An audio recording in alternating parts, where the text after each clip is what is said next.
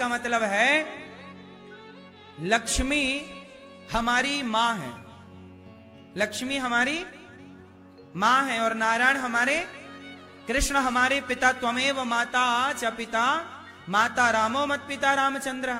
राम हमारे पिता, राम कृष्ण और नारायण ये तीनों एक हैं, इन्हें अलग अलग ना समझ लेना। नारायण हमारे श्री कृष्ण क्या करते हैं, रास में एक घटना घट गई, जब महारास हुआ ना तो एक घटना घट गई। गोपियों को अभिमान आ गया कि मैं बहुत सुंदर हूं। जब रास शुरू हुआ तो स्टार्टिंग में गोपियों को क्या हो गया, अभिमान, हम बहुत सुंदर हैं। और जैसे ही अभिमान हुआ तो भगवान गोपियों को छोड़कर अंतर्धान हो गए, चले गए।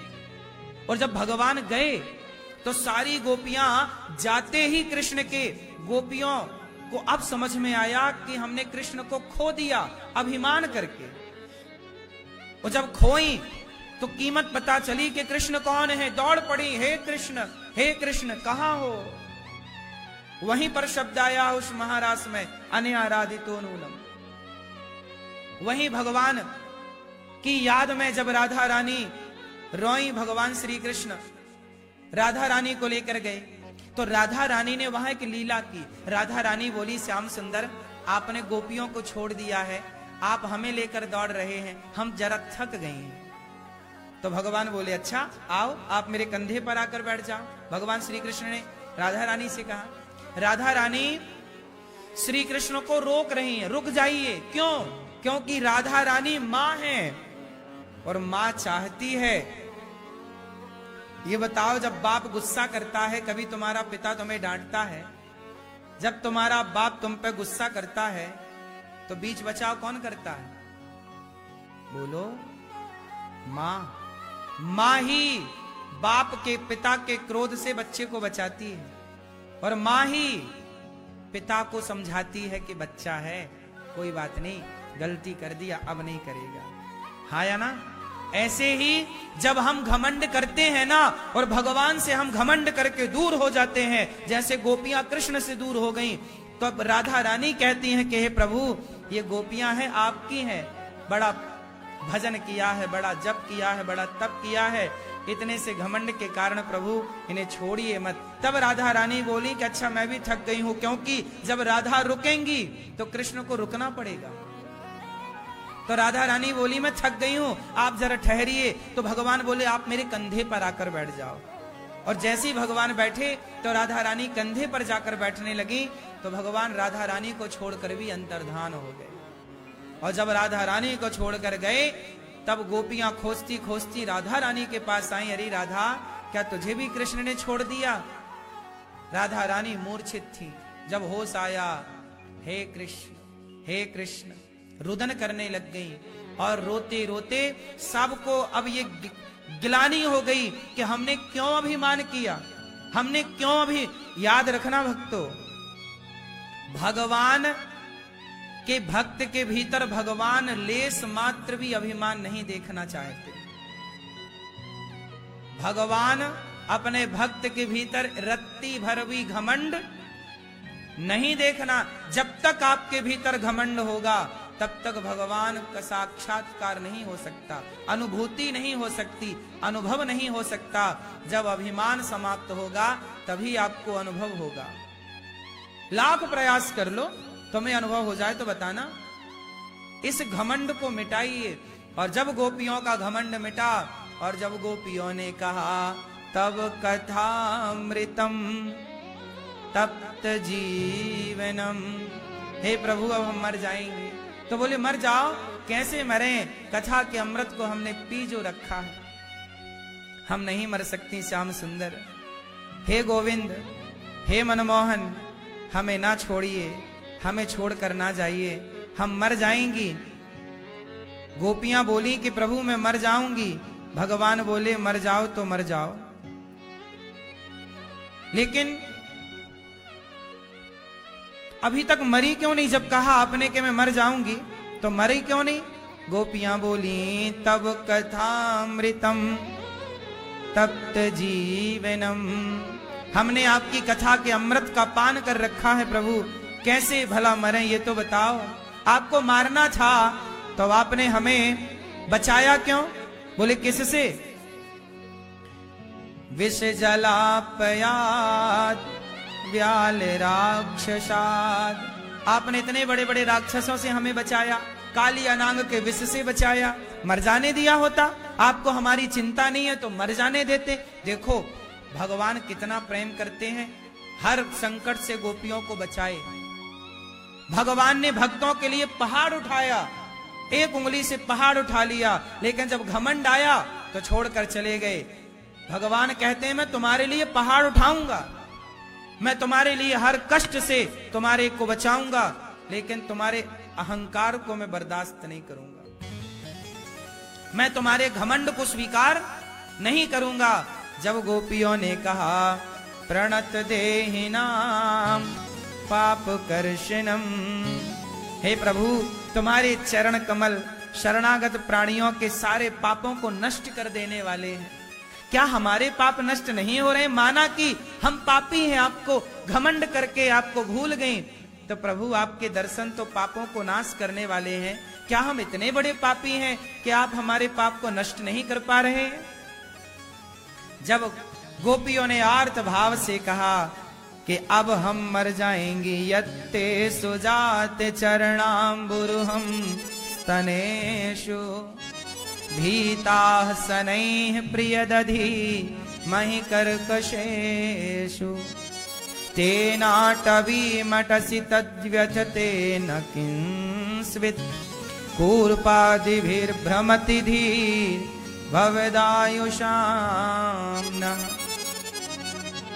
इति गोप्यः प्रगायन्त्यः प्रलपन्त्यश्च चित्रधा रुरुदो सुस्वरं राजन् कृष्ण दर्शन लालसा।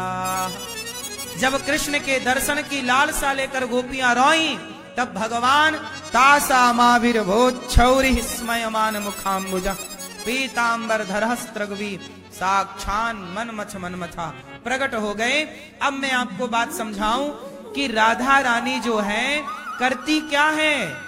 जो व्यक्ति भगवान से दूर हो चुका है घमंड के कारण, अज्ञान के कारण, पाप के कारण, राधा रानी उनके पापों पर, उनके अज्ञान पर, उनके घमंड पर पर्दा डालकर कहती हैं प्रभु अब ये जैसा है इसे स्वीकार कर लो। तो राधा रानी उठा के, जैसे माँ उठा के बच्चे को और बाप की गोद में दे देती है, ऐसे राधा रानी हम जैसे पतितों को उठाकर भगवान की गोद में दे देती हैं। इसी जीवात्मा से परमात्मा का मिलन कराने की लीला को रास लीला कहते हैं। यही है रास, यही है महारास।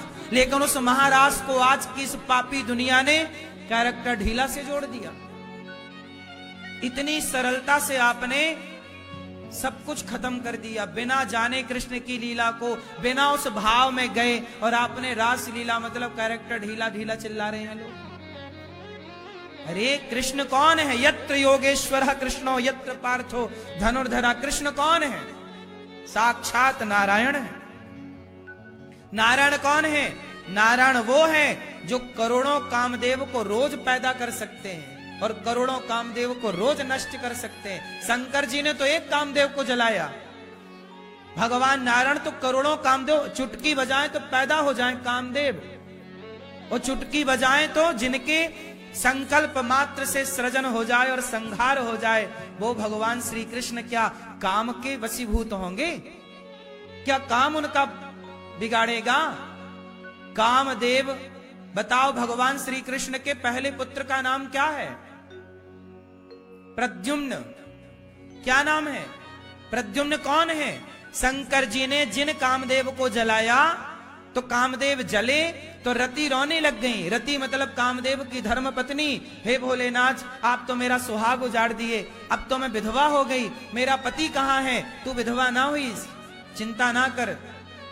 रति, शंकर जी ने कहा रति तुम विधवा नहीं हुई हो, तुम्हारे पति को मैंने जला दिया है, ये बात सत्य है, लेकिन तुम्हारा पति द्वापर युग में कृष्ण के पुत्र के रूप में प्रकट होगा, तब तुम्हें प्राप्त होगा तुम्हारा पति। तो कामदेव तो भगवान कृष्ण के पुत्र हैं, काम के बाप हैं भगवान श्री कृष्ण। काम उनका क्या बिगाड़ेगा? प्रद्युम्न जी कौन है? कामदेव। कामदेव ही ना प्रकट हुए प्रद्युम्न जी के रूप में, तो काम के बाप हैं कृष्ण।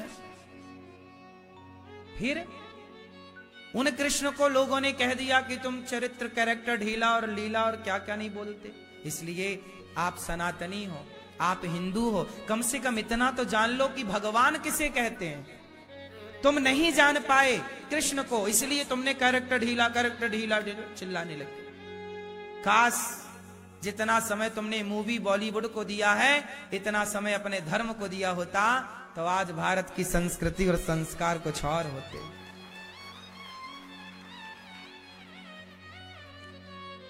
तुमने संस्कार नहीं दिए, इसलिए ये युवा पीढ़ी इतनी बिगड़ गई कि अभी सोशल मीडिया पर एक खबर चल रही है कि कोई कॉमेडी के नाम पर, ब्लैक कॉमेडी के नाम पर ना, एक कोई इलाहाबादिया करके कोई छोरा है, उसने अपनी मां के लिए गलत शब्दों का प्रयोग कर लिया। किसके लिए? अपनी मां के लिए। और लोग ताली बजा के हंस रहे हैं कॉमेडी के नाम पर। वो कह रहा है कि वो कह रहा कि माँ बाप जो होते हैं ना, माँ बाप, पति पत्नी, मतलब माँ बाप, अब माँ बाप का जो पर्सनल कार्य है, अब उसमें किसी पुत्र का क्या हस्तक्षेप हो सकता है। लेकिन वो कह रहा है कि मैं भी इसमें सम्मिलित होना चाहूंगा। सोचिए आज की पीढ़ी यहां जा रही है। मैं कह नहीं सकता उसके नालायक के शब्दों को, लेकिन आज की पीढ़ी कहां जा रही है? तुम माई लाइफ माई चॉइस के चक्कर में कहां चले गए? तुम सब कुछ गवा चुके। जब तुम्हारे संस्कार ही नहीं बचे तो फिर बचा क्या? रूप रंग काम नहीं करता, धन दौलत काम नहीं करती। रावण के पास था तो सोना, रहता तो था सोने की लंका में, पर पुतले फूके जाते हैं। क्या काम का वो सोना? हम भारत के लोग हैं, हम संस्कारवान लोग हैं। इस देश को संस्कारों से जाना जाता है। माता पिता के लिए अश्लील शब्दों का प्रयोग कर रहा है वो, और बहुत बड़े सुपरस्टार हैं, बॉलीवुड से जुड़े हुए लोग हैं। बॉलीवुड का काम ही यही है। इसलिए कहता हूं, जानो अपने कृष्ण के बारे में, जानो अपने भगवान के बारे में। भगवान किसे कहते हैं? सुनो, भगवान में कितने अक्षर हुए? भगवान शब्द को जरा गिनो, टोटल करो। भा, बोलो भा, ग, वा, आ, न। भा, ग, वा, आ, 5 हो गए। भा मतलब भूमि, गा मतलब गगन, वा मतलब वायु, आ मतलब अग्नि, ना मतलब नीर। इन 5 तत्वों को ही भगवान कहते हैं। कोई कहे कि मैं भगवान को नहीं मानता। वैसे देखो, भगवान की परिभाषा अलग है, बहुत सारी परिभाषाएं हैं भगवान की, लेकिन उन सभी परिभाषाओं में आप ये मानो, वेद भी तो कहते हैं कम ब्रह्म खम ब्रह्म। आकाश कौन है? भगवान है। जल कौन है? जल कौन है? भगवान ही तो है। अच्छा बताओ, प्यास से आप तड़प रहे हैं और बिल्कुल प्राण निकलने वाले हैं, उस समय पानी क्या है? क्या बन जाएगा? भगवान। अन्न क्या है? अन्नम ब्रह्म। अन्न तो पृथ्वी भगवान, वायु भगवान। कैसे रहोगे भगवान के बिना? प्रकृति ही तो। इसलिए हम सनातनी पूजा किसकी करते हैं? प्रकृति की। किसकी करते हैं? प्रकृति। हम पहाड़ों की पूजा करते हैं, हम गिरिराज जी की पूजा, कामतानाथ जी की पूजा, नदियों की पूजा, समुद्र की पूजा, तुलसी की पूजा, वटवृक्ष की पूजा, पीपल की पूजा। हाँ, हम माँ की पूजा, मातृ देवो भव, पिता की पूजा, पितृ देवो भव। सोचिए, जिस देश में माता पिता को भगवान कहा जाता, आज की युवा पीढ़ी उन्हीं माता पिता के लिए इतना अश्लील शब्दों का प्रयोग कर रही है कि आपको सुना ना जाएगा। बोलो हाँ कि ना? कौन लोग कर रहे हैं? आज की युवा पीढ़ी। इसलिए ऐसी जवानी नहीं चाहिए, ऐसी स्वतंत्रता नहीं चाहिए कि आप कुछ भी करने पर उतारू हो जाएं। स्वतंत्रता का मतलब ये नहीं भगवान ने मुंह दिया है मतलब कुछ भी नहीं करना बोलना, आंखें दी है मतलब कुछ भी नहीं देखना, कानों से बुरा ना सुनना साहब। माता कैकेयी ने गलत सुन लिया मंथरा के शब्दों को, बोलो हाँ, मंथरा भड़काती रही और मंथरा के भड़काने से माता कैकेयी भड़क गई और वनवास मांग लिया राम को। दशरथ जी बोले कैकेयी मैं पांव पड़ता हूं, मर जाऊंगा यदि राम वनवास गए। कैकेयी बोली मर जाओ, पहले तो बड़ा कहते थे प्राण जाए पर वचन न जाए प्राण, अब तो देखो डर लग रहा मर ना जा, मर जाओ। कैकेयी वो कैकेयी जो दशरथ जी से कहती थी कि राम को जल्दी से राजा बनाओ। कैकेयी माँ ने खूब दूध पिलाया है अपना राम जी को, बहुत प्यार करती हैं कैकेयी राम जी को, लेकिन वो कैकेयी जो राम से प्राणों की तरह प्यार करती हैं, जरा मंथरा का संग मिला, जरा कान बिगड़ गए, देखो आग लगा दी पूरी अयोध्या में। हाँ या ना, क्या बिगड़ गए? बोलो मेरी मां, क्या बिगड़ गए? मंथरा कैकेयी माता के कान, कान ना बिगड़ने देना। कान बिगड़ना मतलब गलत चीजें ना सुनना। गलत चीजें सुन लोगे और कहीं गलत को तुमने सत्य मान लिया तो वही होगा जो माता कैकेयी के साथ हुआ। इसलिए कहते हैं कानों को संभालो। वाणी गुणानु कथने श्रवणौ कथायाम, कानों से क्या सुनना है? बोलो कथा, प्रपंच नहीं। कहीं तुमने जगत का प्रपंच सुन के बिगाड़ ना लिया अपने आप को। आज की युवा पीढ़ी काहे बिगड़ रही है? क्योंकि ये गलत चीजें सुनती। आज आप लोग अफवाह में पड़ते हो, सोशल मीडिया पर जो भी खबर देखते हो उसे सच मान लेते हो, आपको लगता है यही सत्य है। दास अनिरुद्ध की बातों की 10 सेकंड की वीडियो देखते हो, आपको लगता है यही सत्य है, पूरा सुनते नहीं। इसलिए कहता हूं कानों को संभालो, कुछ भी नहीं सुनना, कानों को बंद करो। क्या सुनेंगे? केवल कथा, अच्छी बातें, क्योंकि कानों से जहर भी प्रवेश करता है, कथा भी प्रवेश करती है, कृष्ण भी प्रवेश करते हैं और कलयुग भी प्रवेश करता है कानों से। और वाणी, पहले नंबर पर कान, दूसरे नंबर पर वाणी। शब्दों को संभालिए, कुछ भी ना बोलिए, संभाल कर। और तीसरा आंखों को, आंखों को थोड़ा बंद रखिए। कहां खोलिए आंख? भगवान के दर्शन में आंखें खुली हों, अच्छे काम में। भीष्म पितामह की आंखें कहां खुल गईं? जहां नहीं खुलनी चाहिए। भीष्म पितामह कहां चुप हो गए? जहां नहीं चुप होना चाहिए। भरी सभा में जब द्रौपदी का अपमान हो रहा था तब भीष्म पितामह को बोलना था या नहीं? इसलिए कहते हैं बोलो वहां जहां आवश्यकता है। पितामह को बोलना था, दुशासन को 2 थप्पड़ मारते, नहीं मारे, चुप रहे, आंखें खोलकर द्रौपदी का अपमान देखते रहे। इसलिए भीष्म पितामह को बाणों की सैया पर लेटकर हिसाब चुकाना पड़ा। इसलिए कहता हूं कान को भगवान की कथा में लगाओ, नेत्रों को भगवान के दर्शन में लगाओ और वाणी को भगवान के गुणगान में लगाओ। यही जीवन की सार्थकता है, इसी से आपका कल्याण होगा, वरना जीवन यूं ही चला जाएगा व्यर्थ में।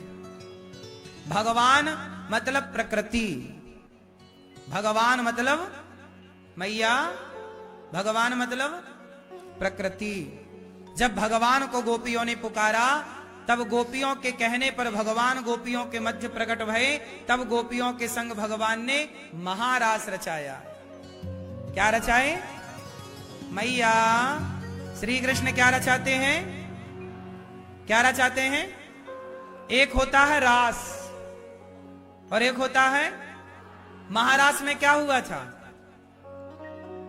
हाँ, है नाच गाना। महारास में क्या हुआ वो सुनो। महारास का मतलब समझो। महारास का मतलब हुआ कि जितनी गोपियां थीं उतने कृष्ण बन गए। जितनी, अब ये बताओ, तुम लोग कहते हो ना तुम करो तो रासलीला, हम करो तो कैरेक्टर लीला। अब बताओ कि क्या आप बहुत सारे रूप ले सकते हो आप लोग, लेकिन भगवान कृष्ण कौन है? कर तुम अकर तुम अन्यथा कर तुम सर्व सामर्थ्य, भगवान कुछ भी करें। भगवान ने क्या किया, एक समय पर अनेक रूप धारण किए, क्योंकि गोपियां कितनी हैं? बहुत सारी। भगवान कृष्ण की पत्नियां कितनी है जानते हो? 16,100। एक बार नारद जी बोले चलो भगवान कृष्ण की लड़ाई कराते हैं पत्नियों से। कैसे लड़ाई कराएंगे? बोले कृष्ण तो एक हैं और पत्नियां हैं 16,108, तो जिसके पास कृष्ण होंगे तो मैं उसके पास जाऊंगा, जिस पत्नी के पास श्री कृष्ण नहीं होंगे तो उससे कहूंगा लो कृष्ण तो आपसे प्यार करते ही नहीं, करते तो तुम्हारे पास होते ना। तो नारद जी लड़ाने के लिए चले। तो नारद जी गए सबसे पहले रुक्मणी मैया के महल में। जब वहां गए तो भगवान श्री कृष्ण वहां संध्या वंदन कर रहे थे। फिर सत्यभामा जी के महल में भगवान नारद जी को लगा अच्छा कृष्ण यहाँ है, अब मैं दूसरे के पास जाऊंगा, वहां कहूंगा लो कृष्ण तो वहां है, तुमसे तो प्यार करते ही नहीं। तो सत्यभामा जी के कमरे में, उनके महलों में गए। जब वहां गए तो वहां भगवान गैया को रोटी खवा रहे थे सवेरे सवेरे। अच्छा, नारद जी को लगा वहां भी थी, अच्छा अच्छा अंदर अंदर कोई कमरा होगा। तो नारद जी 10-20 महल छोड़ के आगे वाली के यहाँ गए। वहां गए तो वहां पर भगवान श्री कृष्ण सूर्य भगवान को अर्घ दे रहे थे। सूर्याय नमः, आदित्याय नमः, भौमाय नमः, सूर्य उपासना कर रहे थे। अरे नारद जी को बोले ये तो यहां भी है। फिर नारद जी और 25-30 महल छोड़ के, क्योंकि भगवान श्री कृष्ण की 16,108 पत्नियां थी ना, तो सबके लिए भगवान ने महल बना रखे थे, सबके अलग अलग। तो भगवान श्री कृष्ण अब नारद जी ना और 200-300 महल पार करके गए। वहां जाके देखे तो भगवान वहां भी। भगवान मुस्कुराए। नारद जी बोले प्रभु आप कोई लीला कर रहे हैं, ये बताओ कि आप सबके पास हैं? हाँ। नारद जी समझ गए प्रभु ये कोई बड़ी बात नहीं, आप भगवान हैं, हमें क्षमा कर दीजिए, हम तो लड़ाने के लिए आए थे, थोड़ा आनंद लेंगे, लेकिन आप तो मौका ही ना दिए लड़ाने का। अब ये बात सिद्ध हो गई कि जितनी गोपियां हैं उतने कृष्ण हैं। ये भगवान के लिए कोई बड़ी बात? तो भगवान श्री कृष्ण की हर पत्नी के साथ श्री कृष्ण रहते हैं, और भगवान जिन गोपियों के संग महारास रचाए, उनकी जितनी वो सखियां थीं, सबको ऐसा लगा, यहां तक कि राम जी ने भी 2 बार 3 बार राम जी ने ये लीला की। श्री कृष्ण ने तो ये लीला बार बार की, पर श्री राम जी ने भी अपनी लीला में 3 बार ये लीला की। पहली बार लीला कब की जानते हैं? जब भगवान राम से मिलने के लिए अयोध्या के लोग चित्रकूट आए। जब राम जी से मिलने चित्रकूट आए, तो चित्रकूट जब राम जी से मिलने आए अयोध्या के लोग, तो अयोध्या के लोग, अब राम जी यदि कौशल्या माँ से मिलते हैं पहले, तो कैकेयी माँ को लगेगा कि देखो हमसे नहीं मिले। तुलसीदास जी तो लिख रहे हैं कि प्रथम राम भेटी कैकेयी।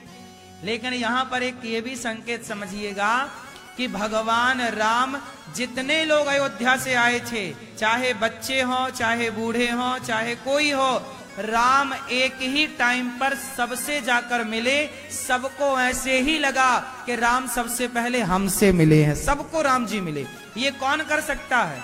केवल भगवान कर सकते हैं, सबसे मिले। अच्छा दूसरा समझो, जब राम जी ने युद्ध किया खरदूषण के साथ, तो खरदूषण की सेना में सबको राम ही राम दिखे। आपस में जब वो लड़ रहे थे तो लड़ने वाला भी राम, सामने भी राम, उन्हें लगा कि ये राम, आपस में लड़के वो मर गए। तो वहां राम ने ऐसी लीला रची कि सबको राम ही राम दिखे। फिर तीसरी बार जब राम जी वनवास पूरा करके अयोध्या गए 14 वर्षों के बाद, तो वहां पर भी राम जी पूरे अयोध्या के लोग मिलने आए, तो सबके लिए राम जी ने इतने रूप बना लिए कि जितने लोग थे राम सबसे मिले। कौशल्या जी से भी उसी समय, कैकेयी मां से भी उसी समय, सबसे उसी समय मिल रहे हो। सबको ऐसा लगा कि राम पहले हमसे मिले। ये मर्म कोई ना जान सका। ये कौन कर सकता है? भगवान।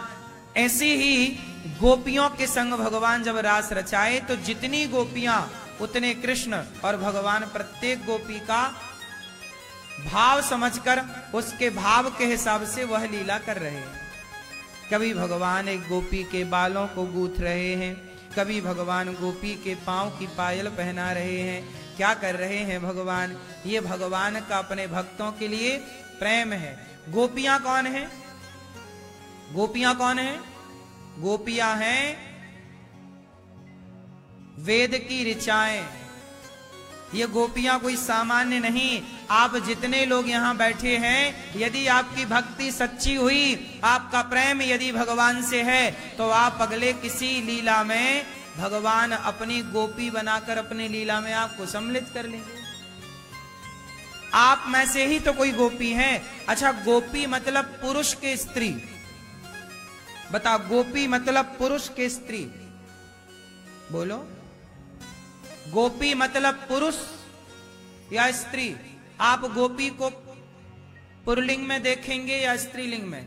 वैसे तो दिखने में गोपी स्त्रीलिंग ही दिख रहा है, पर भावग्राही जनार्दन, यदि हम उस रास की गोपी को जाने तो वो स्त्री नहीं है। वृंदावन में जो गोपियों के संग रास हुआ, वो किसी स्त्रियों के संग रास नहीं हुआ। कौन है वो? गोपी मतलब गौ मतलब इंद्रियां, पी मतलब पीना। कहते हैं जिन्होंने अपनी वासनाओं को समाप्त कर दिया हो, वह गोपियां हैं जिनके भीतर कोई कामना ना हो, जो निष्काम हो गई हैं।